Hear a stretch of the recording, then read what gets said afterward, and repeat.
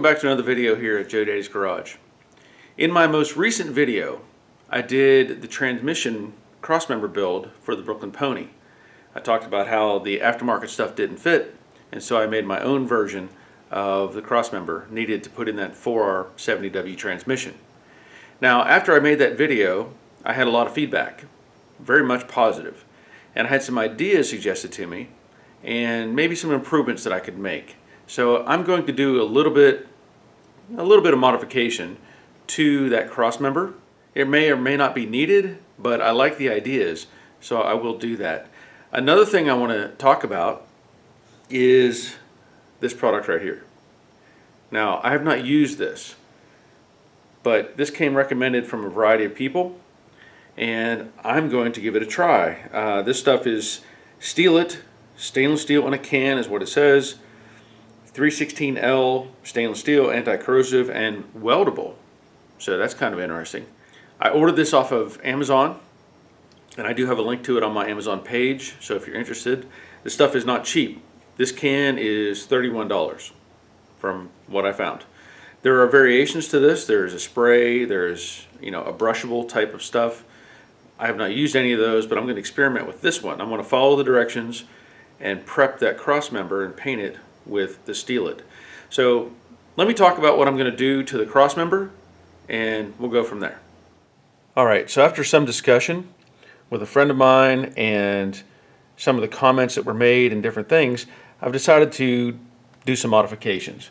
One of them is this corner over here on the driver's side. I think I'm going to cut this in a vertical pattern, let's say, and eliminate some of that corner.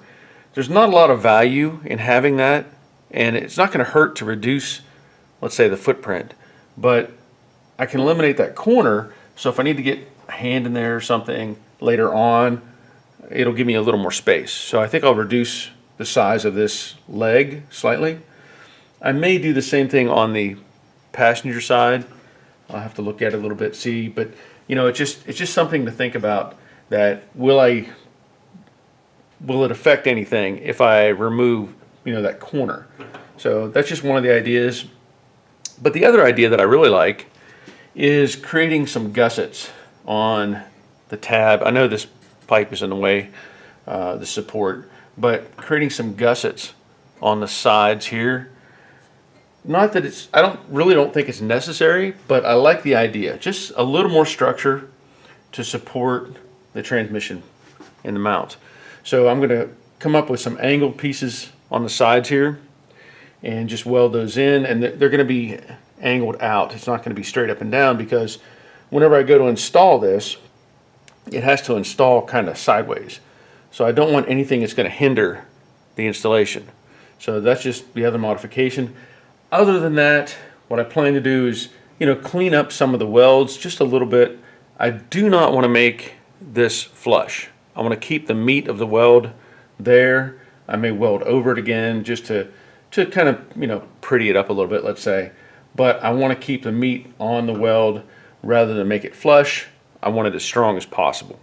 So that's the plan. Now, as I said, I'm going to reduce the size of this corner a little bit. This is that driver's side. So I'm going to probably do a couple different things. One, I'm going to use the old faithful Sawzacks and just cut a nice corner off of it. And I may have to use that diamond wheel from Bad Dog Tools, because I don't know if I can get all the way down. Maybe I can. We'll find out.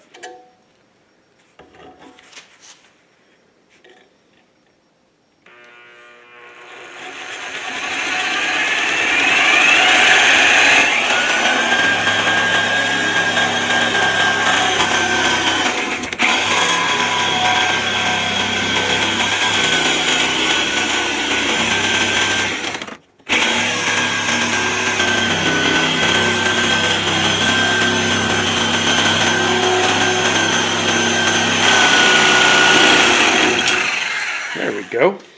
I'll clean it up a little bit with my sanding disc. I don't know that I need to do it on the other side for sure. I think I can leave that side, maybe. I may blend it just a little bit with my sanding disc, but yeah, I like that.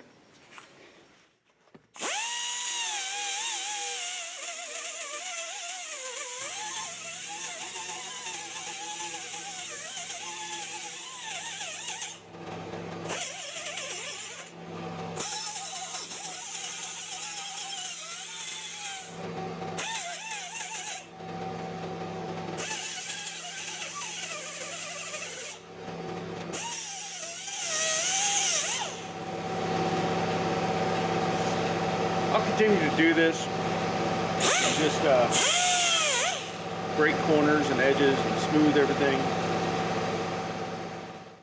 Okay, so I want to make those little gussets that I was talking about. So I'm just going to make some little wedges and use some of the same material that I used to make the ears for the mount. So this is just kind of a rough guesstimate on the size that I need.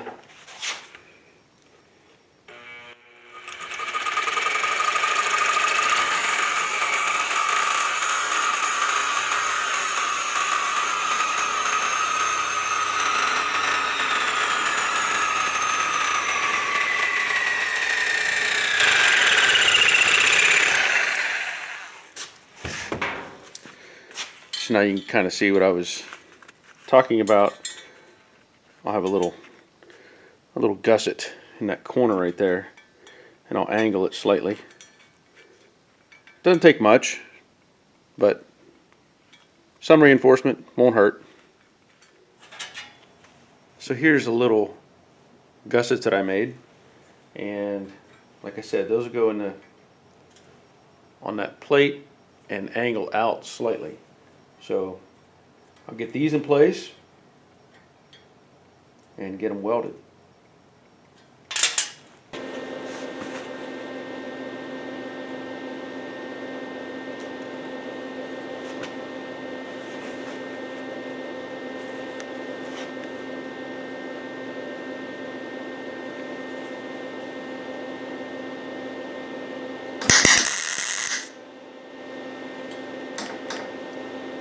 Uh-oh. You hear that? I'm out of gas. Alright. Quick run to my local welding supply, and I can continue on. So as I was saying, I'm going to knock off some of that ugly looking spatter weld.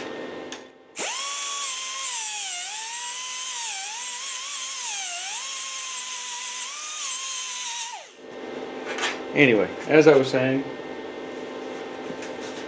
I'm going to put this right here.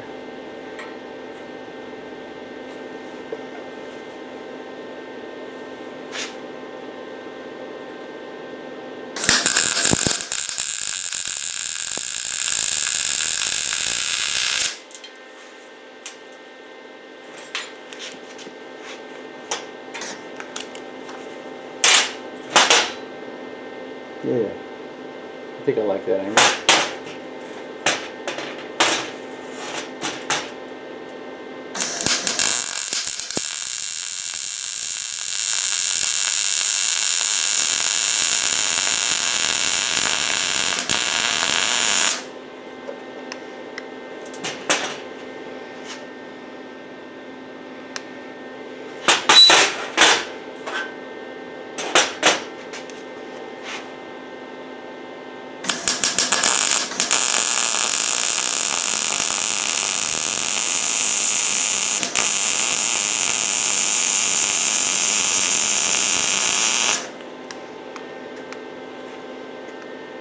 Man, this stuff's fun to weld.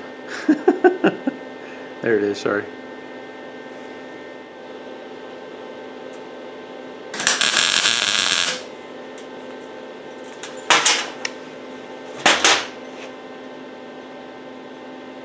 Yeah, it looks good.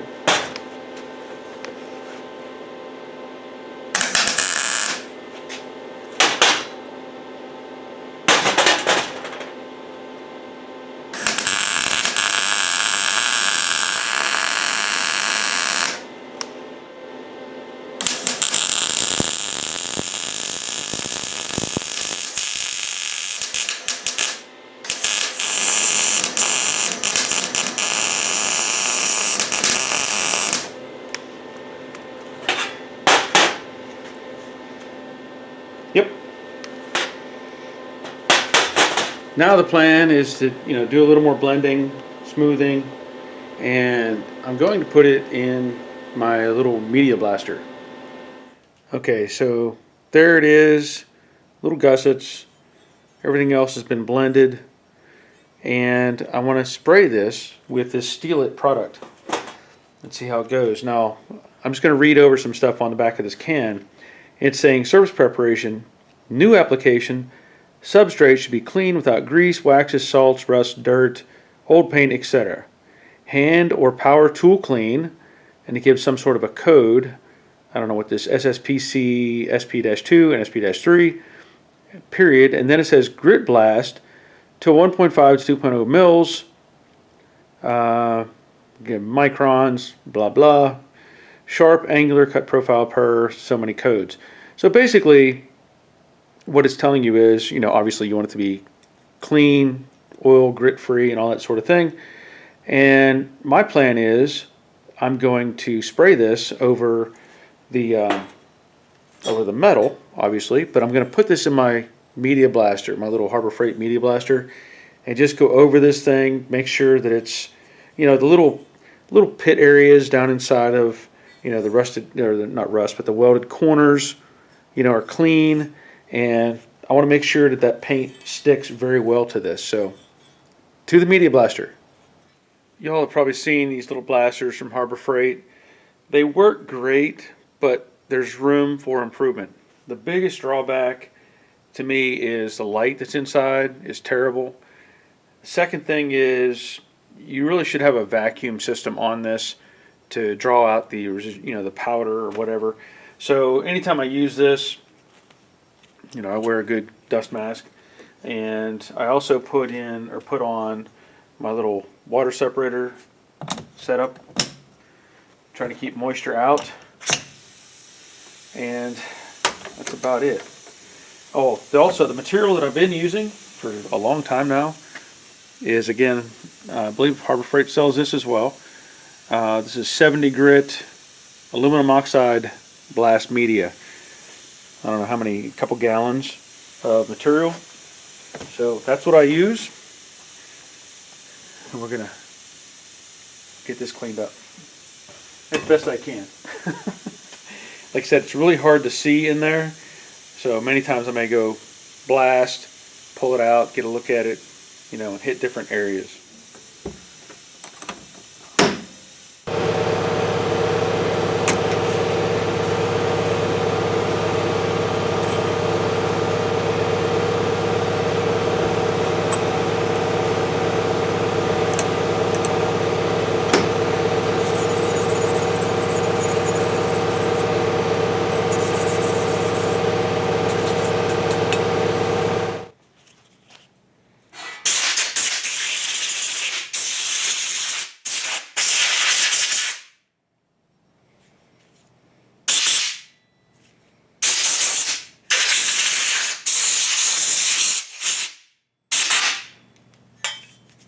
I think it cleaned up pretty good. I might have had a couple spots that I couldn't see.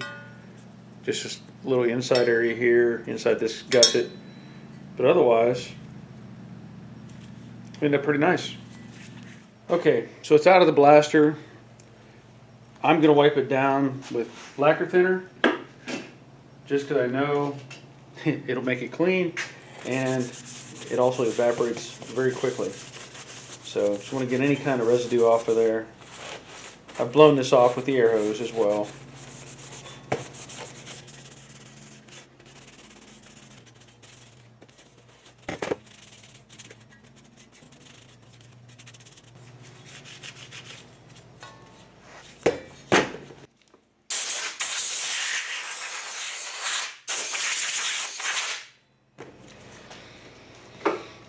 So,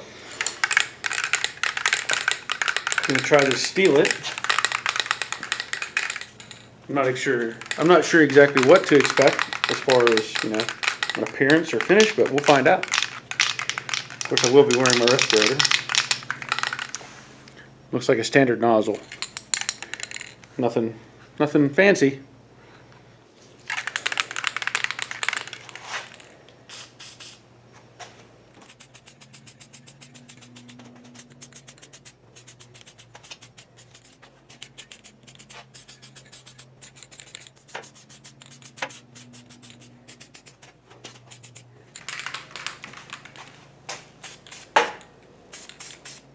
Okay, I guess I'll let that dry. It's 5:30 right now. We'll check it in a while and see when it dries. It says spray foam a distance of 12 to 16 inches, making 4 to 5 moderately paced passes to apply 16 mils. Wet will to dry to 3 mils. So apparently I need to put some more coats on here. 3 mils considered as 1 coat. In most applications, 2 coats are recommended to apply the second coat at 16 mils wet 6 to 24 hours after applying the first coat. Full cure for maximum hardness and protection requires 5 to 10 days. Wow. Okay. I have applied 2 coats of Steel It to the cross member. And even though it says on the can 5 to 10 days until it's fully cured, I think it looks really sharp. It looks a whole lot like it's been powder coated. So I'm done with this. I'm done with the cross member. And now you can maybe see a little better the little gussets. I don't know if they show up any better or not, but anyway, the little gussets I added. And I really don't think I'm going to need that spacer. I did create a spacer for it, but I don't think I'm going to need that. So now I can move on. That's going to be the end of this video. I'm very happy with this now. It looks even better, all black. It looks like it's powder coated. And if this product, which I'll point out, I do have it listed on my Amazon page, if this holds up like it says, I'll be using this more often. Okay? Now, if you haven't seen the other video, go back and look at the build video of this cross member. And, I think I've given enough information on there that you could build your own if you wanted to. I don't know that I want to go into actually building these for sale or not, because there's so many variables that come into play. And, for your particular car, it might be just a little bit different. So I can't say that I'll build these. Now that the cross member is checked off, I will be moving on to test fitting the headers again. And those are the headers that came with the TCI kit.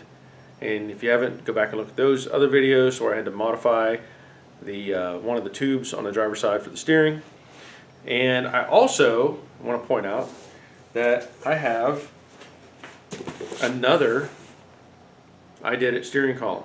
Okay, this one is a little bit longer than the one that came with the TCI kit. Now I don't know if there was some conflict with the kit or some confusion. I don't know.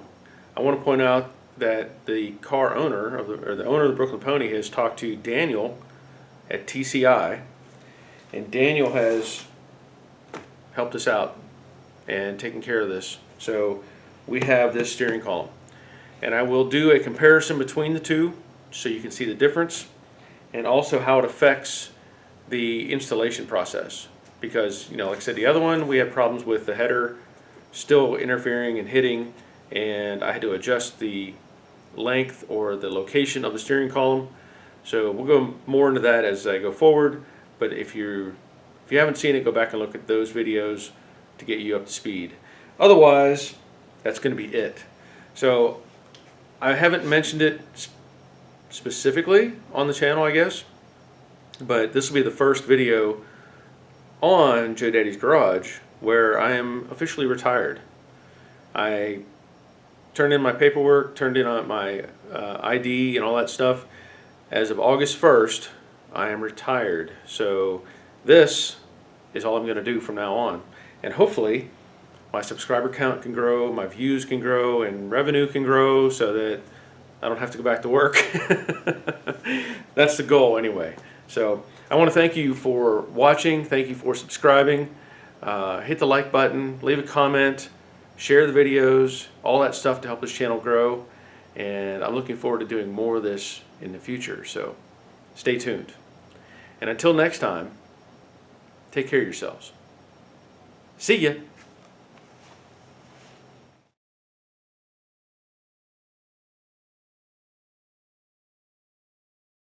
Recently, I've done some videos on the Brooklyn Pony, it's where, you know, and maybe some roomers, and now I've gotten some, I can limit some of that spare. So I'm just gonna cut this at a, you know, vertical.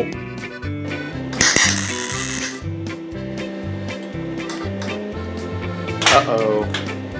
And I'm very happy with this now. So I like to steel it. It looks good, and if it's as durable and as retired. Hey, guess what? I give myself 2 bells for making it. Oh, that was terrible.